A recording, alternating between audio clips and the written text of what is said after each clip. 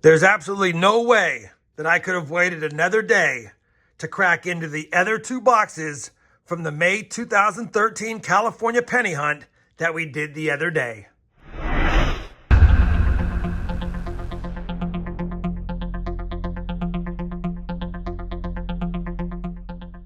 Hey everyone, it's RobFindsTreasure. Welcome back to my channel. If you missed my last episode for this penny hunt and fill series, you definitely want to check it out so you know what's going on with these two boxes. The two boxes in front of me are the other two boxes from the 2013 closet find from one of my subscribers. Now, if you did watch the other video, you'll remember that despite all the hoopla and everything, we only got 20 wheat cents and nothing older than 1942. That being said, we have two more boxes here, and even though we didn't find anything old, it was fun going through them, scoping all the copper coins, looking for varieties, and having the chance at finding something old. Now, if you're new to the channel or new to the series, please check out the entire playlist starting at box 1 that I have linked down below in the video description, as well as pinned up here. If you've been following along through the whole series, we've hunted 168 boxes, and we have 200 out of the 234 cents slotted in this Dansco Penny album. Now, I'll give you a look at the book at the end of the hunt when I compare the finds to it to see if we have any upgrades or additions, but for now, we're going to slide that out of the way and get right to the hunt. I always like showing up the top of these boxes because they just look fantastic. Take a look at these old rolls. Now, they're only 9 years old, like I said in the last video, but man, because they've been in these rolls and in these boxes so long, even the zinc scents look a little coppery. So it just looks like they're copper-filled rolls.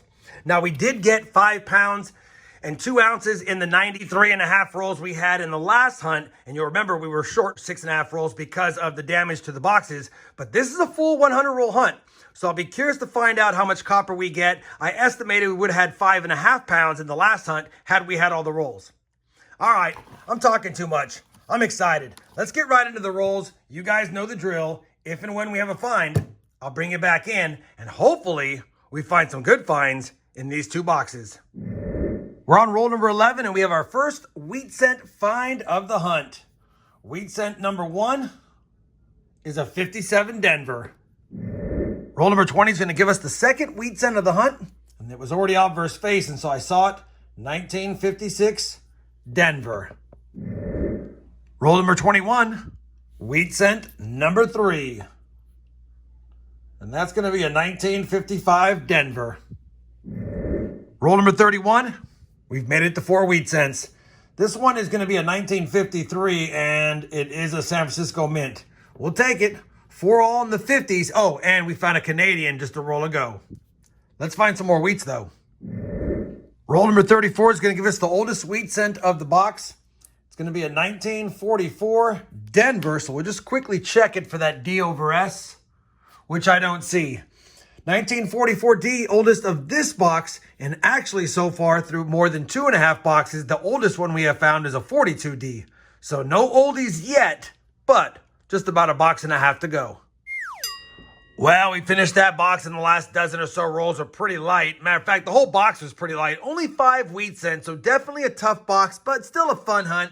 And we did find a pretty nice 1974 S, so even if it doesn't upgrade the book, I'm definitely going to keep hold of that for my collection. We got a couple of Canadians, 459s, another 569 S's, no DDOs, and copper was decent, 2 pounds, 9 ounces, so definitely still doing good on copper. It's just not a lot of wheat cents, and honestly, 2 of the 3 boxes we've hunted so far have been light. We had 8 in box 1, and then we had 12 in box 2, and only 5 in box 3. So definitely off to a light start, but we've got another box, and anything can happen. You guys know the drill. Let me start cracking rolls in box number 2, and as soon as I have a wheat cent or some other find, I'll bring you back in. We're on roll number 55, and we finally have our 6th wheat cent of the hunt, and it's a dandy. Facing me proudly is a 1930 Denver. I don't think we need a 30 Denver, but either way, it's nice seeing an early 30s with a mint mark for sure. We'll add it to the board, get back to the hunt, and hopefully this is the good box. Same roll, wheat cent number 7 is another 1956 Denver, and we'll just scope it for any of the over mint marks and RPMs, but I don't see it. Still, we'll take it. That's 7 wheat cents now through 55 rolls. Roll number 59. Wheat cent number 8 is reverse facing and it looks pretty nice. And of course it is nice because it's a 55 Denver. 1 hour later. We're on roll number 84 out of the 100 roll hunt, and we're still light on the wheat cents, stuck at 8. But I bring in because we found another Lincoln Kennedy penny, and I do find these periodically.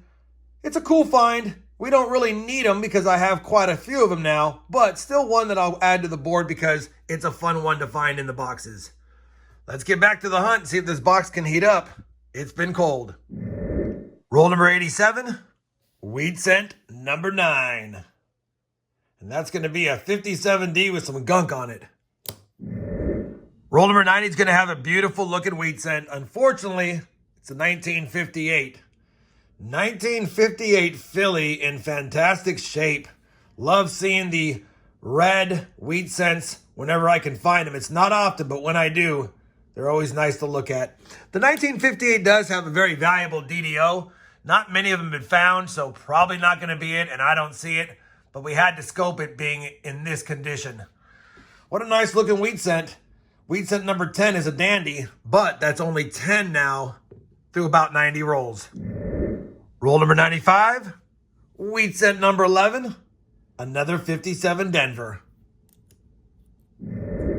Roll number 97, we've got a dozen wheat cents for this hunt. Wheat cent 12, it's actually a pretty nice 1944S. We'll take that one.